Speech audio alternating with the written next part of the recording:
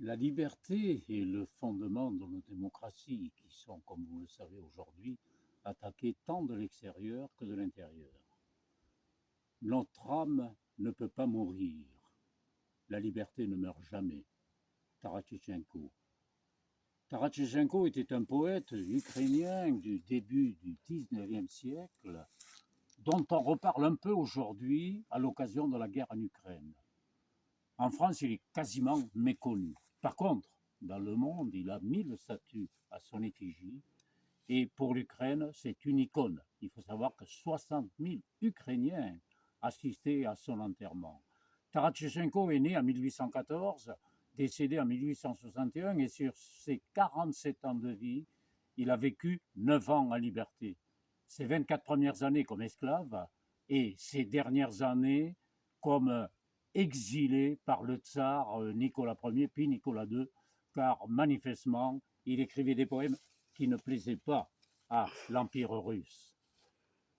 Ces poèmes ont été regroupés il y a 2 ans dans l'édition Segers sous le titre Nos démocraties, pardon, je reprends, c'est toi qui me... notre âme ne peut pas mourir, la liberté ne meurt jamais. Je ne vais pas vous les citer tous, mais simplement 2 qui ont été écrits par Taratchenko en exil au fin fond de la Russie et qui pense à son Ukraine qu'il ne reverra jamais. Le premier, c'est Que m'importe, et le deuxième, Mes pensées. Que m'importe de vivre ou non en Ukraine, que l'on se souvienne de moi ou que l'on m'oublie de moi dans ces neiges étrangères, cela m'importe peu. En captivité, j'ai grandi avec des étrangers, sans que les miens ne me pleurent. En captivité, en pleurant, je mourrai. Et j'emporterai tout avec moi, ne laissant pas la moindre petite trace dans notre glorieuse Ukraine, la nôtre, qui n'est plus la nôtre aujourd'hui. Et le père, dans ses souvenirs, le père ne dira pas à son fils « Prie mon fils pour l'Ukraine ». Il fut torturé jadis. Et que m'importe si demain le fils priera ou non. Mais ce qui réellement m'importe, c'est de constater qu'un ennemi ignoble dévaste, envahit, méprise l'Ukraine, la volant et la violant. Oh, comme cela m'importe. Et maintenant, mes pensées, ces pensées qui sont restées en Ukraine. Mes pensées, oh mes pensées, comme vous me troublez.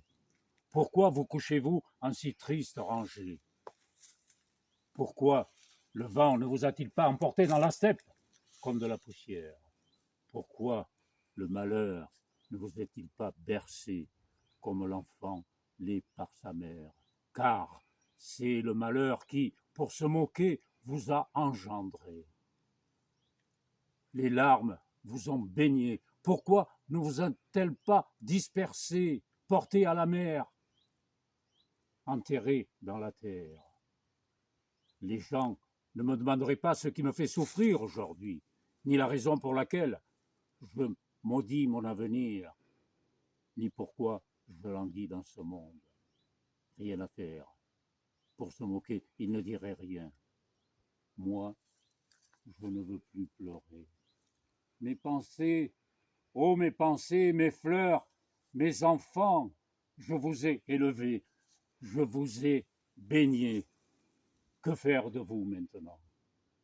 Allez en Ukraine, mes enfants, dans notre Ukraine, comme des orphelins longeant les pays. Moi, je mourrai ici. Là-bas, vous trouverez un grand cœur et des mots bienveillants. Là-bas, vous trouverez la liberté et peut-être même la gloire. Accueille, ô mon Ukraine, ma tendre humaine, ma tendre mère, mes enfants innocents, comme ton propre enfant. Voilà 2 poèmes qui nous rappellent l'importance de la liberté, qui sont d'une actualité et qui nous rappellent que les Ukrainiens se battent aujourd'hui au cœur de l'Europe pour la défense de nos libertés.